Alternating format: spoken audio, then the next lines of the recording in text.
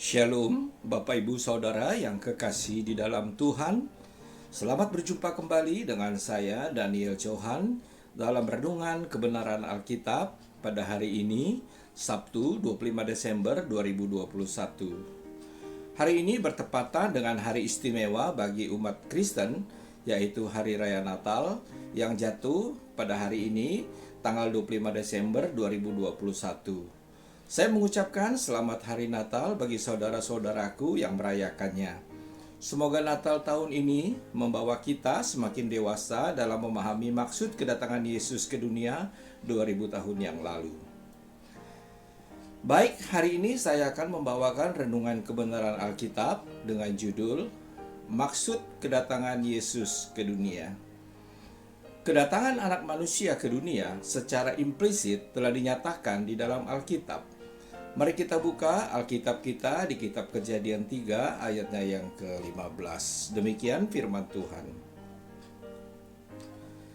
Aku akan mengadakan permusuhan antara engkau dan perempuan ini, antara keturunanmu dan keturunannya. Keturunannya akan meremukkan kepalamu, dan engkau akan meremukkan tumitnya. Kemudian pernyataan yang dinubuatkan oleh Nabi Yesaya di kitab Yesaya 9 ayatnya yang ke-6. Demikian firman Tuhan. Sebab seorang anak telah lahir untuk kita, seorang putra telah diberikan untuk kita. Lambang pemerintahan ada di atas bahunya, dan namanya disebutkan Orang, Penasehat Ajaib, Allah yang perkasa, Bapa yang kekal, Raja Damai. Ternyata keturunan perempuan itu adalah seorang putra, namun namanya belum dinyatakan. Dan kita semua tahu bahwa nama sang putra itu adalah Yesus, seperti yang dinyatakan oleh kitab Matius 1 ayatnya yang ke-21. Demikian firman Tuhan. Ia akan melahirkan anak laki-laki, dan engkau akan menamakan dia Yesus, karena dialah yang akan menyelamatkan umatnya dari dosa mereka. Sekarang kita akan melihat maksud kedatangan Yesus ke dunia melalui beberapa ayat berikut ini. Maksud kedatangan Yesus yang pertama adalah untuk menyelamatkan orang berdosa. Mari kita buka Alkitab kita di 1 Petrus 1 ayatnya yang ke-20. Versi BIMK atau Bahasa Indonesia Masa Kini. Demikian firman Tuhan. Kristus dipilih oleh Allah sebelum dunia dijadikan atau sebelum dunia diciptakan. Dan pada hari-hari menjelang akhir zaman ini, Ia datang ke dunia supaya kalian diselamatkan. Kedatangan Yesus 2000 tahun yang lalu sesuai dengan kehendak Allah, yaitu untuk menyelamatkan umat manusia dari dosa mereka. Mari kita baca Alkitab kita di 1 Yohanes 2 ayatnya yang kedua. Demikian firman Tuhan. Dan Ia adalah pendamaian untuk segala dosa kita, dan bukan untuk dosa kita saja, tetapi juga untuk dosa seluruh dunia. Yesus datang untuk menyelamatkan manusia dari dosa kematian atau maut. Maksud kedatangan Yesus yang kedua adalah untuk memberitakan Injil. Mari kita baca Alkitab kita di Ibrani 1 ayatnya yang kedua. Demikian firman Tuhan. Maka pada zaman akhir ini, Ia telah berbicara kepada kita dengan perantaraan anaknya, yang telah Ia tetapkan sebagai yang berhak menerima segala yang ada. Oleh Dia, Allah telah menjadikan alam semesta. Jadi kedatangan Yesus 2000 tahun yang lalu itu adalah kedatangannya pada zaman akhir. Dia sendiri yang memberitakan Injil. Mari kita baca juga Alkitab kita di Markus 1 ayatnya yang ke-38. Demikian firman Tuhan. Jawabnya, marilah kita pergi ke tempat lain, ke kota-kota yang berdekatan, supaya di sana juga aku memberitakan Injil, karena untuk itulah aku datang. Lewat pemberitaan Injil, Yesus memanggil orang berdosa untuk bertobat, sebab kerajaan Allah sudah dekat.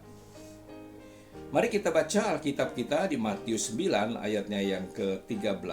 Demikian firman Tuhan. Jadi pergilah dan pelajarilah arti firman ini. Yang ku kehendaki ialah belas kasihan dan bukan persembahan, karena aku datang bukan untuk memanggil orang benar, melainkan orang berdosa. Maksud kedatangan Yesus yang ketiga adalah untuk mati, guna menghapus perintah dan ketentuan hukum Taurat. Mari kita baca Alkitab kita di Efesus 2 ayatnya yang ke-15. Demikian firman Tuhan. Sebab dengan matinya sebagai manusia, ia telah membatalkan hukum Taurat dengan segala perintah dan ketentuannya untuk menciptakan keduanya menjadi satu manusia baru di dalam dirinya, dan dengan itu mengadakan damai sejahtera. Dalam terjemahan King James Version, kata membatalkan dipakai kata abolis yang artinya dihapuskan. Memang hukum Taurat masih berlaku ketika Yesus masih hidup. Namun, ketika ia mati di atas kayu salib, maka hukum Taurat telah dihapuskan. Kita baca juga Alkitab kita di Yohanes 12 ayatnya yang ke-27. Demikian firman Tuhan. Sekarang jiwaku terharu, dan apakah yang akan kukatakan? Bapa, selamatkanlah aku dari saat ini. Tidak, sebab untuk itulah aku datang ke dalam saat ini. Ayat ini jelas menyatakan maksud kedatangan Yesus ke dunia, yaitu untuk mati, bahkan mati di atas kayu salib. Maksud kedatangan Yesus yang keempat adalah untuk menjadi raja. Mari kita baca Alkitab kita di Yohanes 18 ayatnya yang ke-37. Demikian firman Tuhan. Maka kata Pilatus kepadanya, "Jadi engkau adalah raja?" Jawab Yesus, "Engkau mengatakan bahwa aku adalah raja.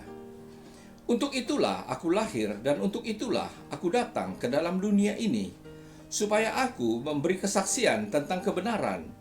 Setiap orang yang berasal dari kebenaran mendengarkan suaraku." Kita baca juga Alkitab kita di Matius 28 ayat ke-18. Demikian firman Tuhan.